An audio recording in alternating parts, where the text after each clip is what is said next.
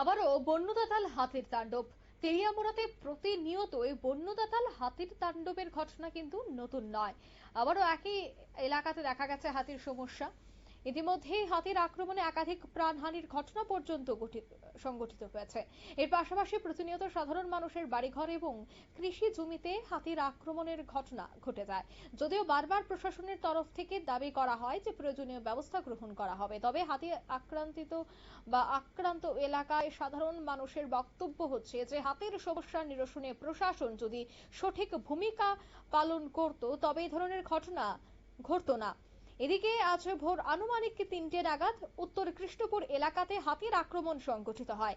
এই আক্রমণে সংশ্লিষ্ট এলাকার একাধিক ঘর নষ্ট হয়। একটা সময় হাতির আক্রমণের আতঙ্ক ছড়িয়ে যায়, দৌড়ঝাঁপ শুরু হয়ে যায়। যদিও কিছুক্ষণ পর বন দফতরের ভলান্টিয়াররা ঘটনাস্থলে ছুটে গিয়ে পরিস্থিতি কিছুটা নিয়ন্ত্রণে আনে।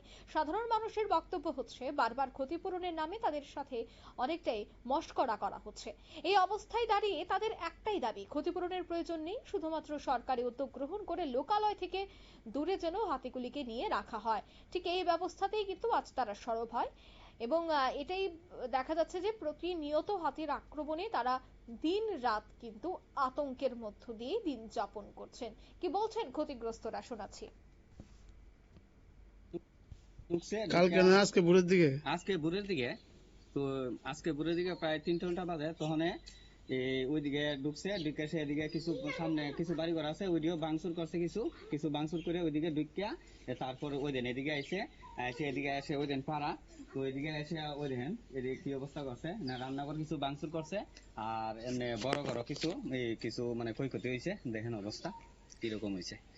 তো এই ঘটনার সময় ফরেস্টারে কেউ আসিল নি? ফরেস্টার কেউ এমনিতে মানে প্রথমে তো আসিল না, পরবর্তী সময় মানে যারা মানে মানে ডাহাইনা যারা মানে আসিল, যারা ডাহাইতো হ্যাঁ তারা পরবর্তী ভলান্টিয়াররা আইছে। পরবর্তী সময় ভলান্টিয়াররা আইছে, এসে মানে একটু ইয়ে করছে আর কি, রক্ষা করছে। প্রায় কি আইনি এদিকে? প্রায় সপ্তাহখানেক পরে অনেক কিতা করতাম। কয়টা হাতি? ওই তো অনেক সময় একটাই, অনেক সময় দুইটাই, অনেক সময় ফার্স্ট এর কোনো ঠিক নাই, কোন সময় যে কতটা এটার কোনো নির্দিষ্ট কোনো ঠিক নাই, বুঝছেন? এরকম অবস্থার মধ্যে আছে। কি গণেশ হয়েছে আগে গণেশ আমার নাকটা ভাঙছে, লেট্রিন ভাঙছে, আমি কোন সাহায্য পাইছি না। আমি গরিব মানুষ, যদি কাজকর্ম করে খাইছে, যদি রাস্তা নাক মাছি বাচ্চা কাচ্চা দৌড়াই গিয়ে একজন লোক পইরা মরে তাহলে কি হইব কোন? কিন্তু আমরা ক্ষতিপূরণ লাগতো না কোন? গণেশ দূর আছে, গণেশ নিত আমরা কোনো সমস্যা নাই। গণেশ বিয়ে করতে কোন আর কোনো কথা নাই।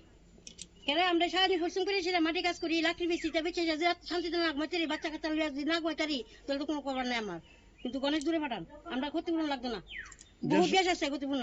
যে সময় ঘটনা হয় তখন বন দপ্তরে কেউ থাকেনি বা এডিএস টিমে ভলান্টিয়াররা থাকেনি? কেউ ভলান্টিয়ার থাকে, ভলান্টিয়ার হলে তো আমরা একটু শান্তি পাই, তারা গণেশ দাওয়াই দেয়।